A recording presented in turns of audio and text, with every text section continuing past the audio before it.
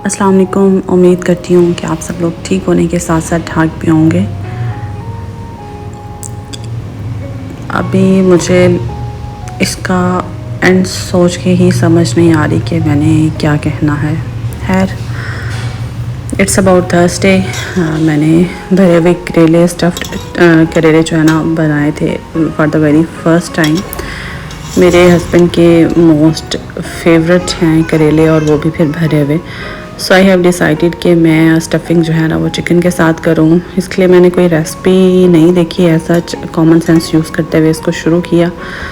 करेले मैंने बहुत पहले ही नमक लगा के धो शो के रख लिए थे। अब मैंने चिकन रख दिया था ताकि वो सॉफ़्ट हो जाए, यखनी बन जाए उसकी। साथ में मैंने अपनी चाय बनाई, और ये तकरीबन 4:30 बजे का टाइम था। मैंने अपनी चाय पी, और चाय पीने के बाद मैं बाकायदा किचन में जाके बाकी प्रोसीजर कंप्लीट करने वाली थी। यखनी मैंने अलहदा कर ली, और जो चिकन है उसके मैंने छोटे छोटे से पीसेस कर लिए, उसको श्रेड कर लिया। और अब जनाब ये मैं मसाला भून रही हूँ। मसाला भूनते हुए मैं लहसुन और प्याज इकट्ठा ही डालती हूँ, और लेटर ऑन मैंने इसमें अब अदरक और ज़ीरा जो है वो ऐड कर दिया था। फिर मज़ीद इसमें टमाटर की एडिशन कर दी, और इसको जो है ना घी में मैं फ्राई करती रही। हाँ, इसमें टमाटर डालने से पहले जो चिकन के श्रेडेड पीसेस हैं वो भी ऐड कर दिए थे मैंने। और अब इसमें जी ग्रीन चिलीज़ और बाकी नमक मिर्च हल्दी वगैरह वो सारी चीज़ें डाल के मैंने, और इसकी अच्छे से मैंने मिक्सिंग कर ली। इसके बाद नेक्स्ट इसको थोड़ी देर ऐसे ही भूनने के बाद मैंने इसमें ऐड किया था जी विनेगर और सोया सॉस और चिली सॉस। यहाँ पे अब वो तीनों चीज़ें ऐड हो चुकी हुई हैं। अगेन मैंने इसको मज़ीद थोड़ा सा भून लिया, और भूनने के बाद मैंने यखनी वाला जो पानी था वो इसमें डाल के और इसको हल्की आंच पे रख दिया था।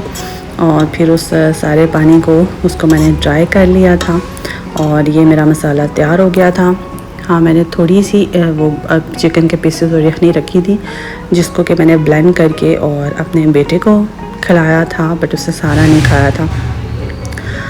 और ये फाइनली जो मेरी स्टफिंग है या जो चिकन है वो फाइनल स्टेज पे पहुंच चुका है। मेरी तरफ से वो रेडी था। बस इसमें मैंने एक चीज़ ऐड की, ये अचार गोश्त मसाला है जो कि पहले का ही मेरे पास पड़ा हुआ था। और ये गोश्त को तो बहुत ज़्यादा इन्हेंस करता ही है। चिकन के अलावा भी किसी भी रेसिपी में इसको थोड़ा सा ऐड कर लो। समटाइम इसको राइस बनाते हुए भी 1 चम्मच ऐड कर लेती हूँ, तो बड़े मज़े का जो है ना टेस्ट देता है। जितने भी मसाला चाहते हैं ना उनमें से मेरा अभी तक का जो मोस्ट फेवरेट है वो ये है। फिर एज़ यूजुअल स्टफिंग कंप्लीट हो गई थी। करेलों को भराई कर ली, उनको भरने के बाद धागा लिया, उसके ऊपर बांध दिया। जो उसके सारे स्टेप्स थे उनको पूरा करने के बाद मैंने इनको फ्राई किया, और फ्राई करते हुए मैंने इनको डीप फ्राई नहीं किया, बल्कि मैंने नॉन स्टिक पैन लेके और उसकी एक साइड फ्राई करने के बाद 5 to 6 मिनट्स, लेकिन वहाँ तक चूल्हा ज़रा तेज़ था आई गेस, तो वो थोड़ा सा कुछ पॉइंट से मुझे लगा कि जल रहा है। तो फिर दूसरी साइड से टर्न करने के बाद मैंने 7 to 8 मिनट्स देने के बाद उसको स्टीम पे 15 मिनट के लिए ना रख दिया था। उससे इसके जो करेले हैं वो बड़े नरम से हो गए थे। हाँ, एक करेला ऐसा था जो कि ज़रा मोटा था, तो वो थोड़ा सख्त रह गया था, वो नरम नहीं हुआ उस तरह से। तो उसकी जो है ना स्टफिंग निकाल के रिमूव करके, तो मैंने उसको, क्योंकि खुल तो चुका हुआ था वो, उसको बाद में अलहदा से मैंने उसको फ्राई कर लिया था, और उसको फिर हमने नाश्ते में जो है ना खा लिया था। अब सारी ये जो है तैयार करने के बाद मैंने कुछ मसाला, क्योंकि जो मैंने बनाया था वो कुछ बच गया था, सारे का सारा इनकी फिलिंग में इस्तेमाल नहीं हुआ। उसको एक डिश में पहले निकाल के और उसके ऊपर ये जो करेले थे वो रख के, और ये जनाब मेरी डिश हो गई फाइनल। मेहनत का काम तो था ही, बहुत टाइम लगा भाई, मेहनत से ज़्यादा टाइम बहुत लग जाता है।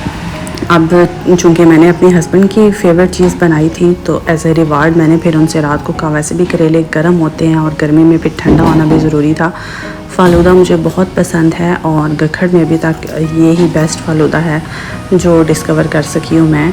तो ये मैंने शॉपिंग बैग जो है ना उनका वो आपको दिखाया है। गुजर वालों का फ़ालूदा जो है वो जनाब हमने मंगवाया और खाया, इसको एंजॉय किया, और फिर टीवी भी देखा, और एज़ पर रूटीन जनाब हम सो गए। प्राइस इस फालूदे की as far as I remember 300 थी एक की, ठीक है, 2 की 600, यही याद पड़ा है मुझे, if I am not wrong. फिर कोई भी सालन हो तो उसे नाश्ते में पराठे के साथ खाते हुए मज़ा तो उसका तो बाला ही हो जाता है। साथ में जनाब दही की लस्सी थी। सो फ्राइडे का ये जो नाश्ता है इसका तो बहुत ही मज़ा आया। उसके बाद नेक्स्ट डे सैटरडे को अम्मी की तरफ मेरा जाने का प्लान था, तो मैंने सोचा कि आज ही ड्रेस को प्रेस वगैरह कर लिया जाए, और ये एक बहुत अच्छा डिसीजन था क्योंकि सैटरडे को तो मैं इस फॉर्म में ही नहीं थी कि मैं ये कर सकती। तो ये ड्रेस स्टिच होके आया था और अभी तक मैंने इसको पहना नहीं था, तब तक फ़र्स्ट टाइम ही पहना। तो गला इसका थोड़ा सा बनवाया है मैंने, बाकी तो वही लेसेस वगैरह हैं। ये मुझे डिज़ाइन काफ़ी अच्छा लगा, बट शर्ट पे मैंने वो रेड कलर में मैरूनिश से शेड में लगवाई, और दुपट्टे पे क्योंकि उसका जो आउटर मोस्ट बॉर्डर है वो खुद ही रेडिश सा था, तो मैंने वहाँ पे इसी डिज़ाइन को ग्रे कलर में जो है ना वो लगवाया। बाकी इसके साथ मैंने शर्ट आलमोस्ट लंबी ही बनवाई थी और साथ में सिंपल शलवार बनवाई थी, क्योंकि मेरे हाल में जब बेबी भी हो जाता है तो फिर हम लोग ना ज़्यादा कंफर्ट जोन की तरफ जाना पसंद कर रहे होते हैं। और अफसोस के लिए जाना था मुझे अपने नेबर्स की तरफ, रिलेटिव्स की तरफ, तो वो मैं गई, अफसोस किया। बाकी रात में यूँ आके मेरी गर्दन में बल पड़ गया, जो कि मिडनाइट पे जाके बहुत ही ज़्यादा सवेर हो गया था। बट ऊपर से साथ हाशिर जो है वो अपने बाबा के पास उस टाइम बिल्कुल भी नहीं जा रहा था, रो रहा था, और साथ में उसको मैनेज करना, और सिर्फ वो नहीं रो रहा था, रात को तो मैं भी रो रही थी। अब सुबह उठ के सबसे पहला काम तो ये किया कि बीपी चेक करवाया, कि क्योंकि बीपी हाई हो भी जाता है मेरा, तो लेकिन अल्हम्दुलिल्लाह at that time BP was normal. तो वो जो है ना मसल स्ट्रेन या मसल वही पुल हुआ था, कोई ऐसा इशू नहीं था। उसके बाद पराठे शराठे बनाने वाले तो कोई सूरत हाल ही नहीं थी, ना गर्दन हिल रही थी ना बाजू हिल रहा था। फिर मेरे हस्बैंड की हेल्प से हमने मिल के सोचा कि चलें जी फ्रेंच टोस्ट बनाते हैं, पसंद वो हम सबको ही हैं, हाशिर को भी बहुत पसंद है। तो हमने फिर वही नाश्ता बनाया फटाफट और किया, और फिर बड़ी मुश्किल से मैंने पैकिंग शैकिंग की, और अब हम जाने वाले थे हाशिर की नानों की तरफ। बहुत सारे प्लान्स थे, बहुत सारी चीज़ें थी माइंड में, क्योंकि मुझे पता था कि समर वेकेशंस में शायद ये हमारा लास्ट टूर होगा वहाँ पे। तो इसके बाद हम जाएंगे तो वर्कलोड बड़ा ज़्यादा होगा। मतलब जॉब के टाइम पे जाने का एक अपना मज़ा है, लेकिन उसमें आप उसमें से रिलैक्स्ड नहीं होते। तो काफ़ी सारे प्लान्स थे जो कि खैर छोड़े।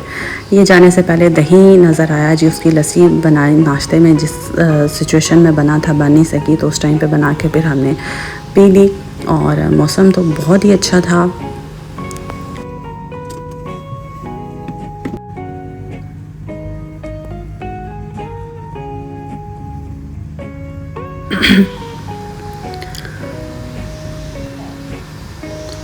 अब मौसम को देखते देखते मुझे अपनी फेवरेट 3 आइसक्रीम जो है ना वो नज़र आ गई, और आई वॉज़ वेरी एक्साइटेड। और मैं सोच रही थी कि अल्लाह करे कि यहाँ से उसके कप्स मिल जाएं, और जो कि मिल भी गए, लेकिन ये साथ में उस्मान सुपर क्रिस्पी उठा लाए। खैर रास्ता गुज़र गया और अब हम पहुँच गए थे हाशिर के नानो यानी कि मेरी अम्मी की तरफ। और माओ की तरफ जाते ही उनके घर, उस घर को देखते हुए जो सुकून मिलता है उसका तो फिर क्या ही बात है। ये हाशिर के नानों ने रखा हुआ था जी परिंदों को बाजरा वगैरह डालने के लिए, आई थिंक बाजरा ही था। अब हाशिर को नहला तो सकी नहीं थी मैं, जैसा वो गंदा बंदा था ना ऐसे ही उठा के ले गई थी। सो उसके कपड़े वगैरह निकाले, उसकी नानों ने उसको नहलाया धुलाया, और जब तक उसको नहला रही थी हमें भूख लगी थी क्योंकि सिर्फ ब्रेड का नाश्ता किया हुआ था। सो हमने खुद ही जो है ना वो देखा पुलाव बना हुआ है, और मैंने डाल के ले आई अपने हस्बैंड के लिए, और हमने खाया। नाना बू अभी कहीं बाहर बिजी थे, फिर हमने जामुन खाए, और उसके बाद चाय बनाई जी, चाय पी। और ये पॉइंट फेवरेट 3 जगह है क्योंकि कदरे ठंडा होता है अम्मी के घर का ये पॉइंट, और पेडेस्टल फैन लगा के यहाँ पे आउटर साइड पे बैठने का अपना ही मज़ा है।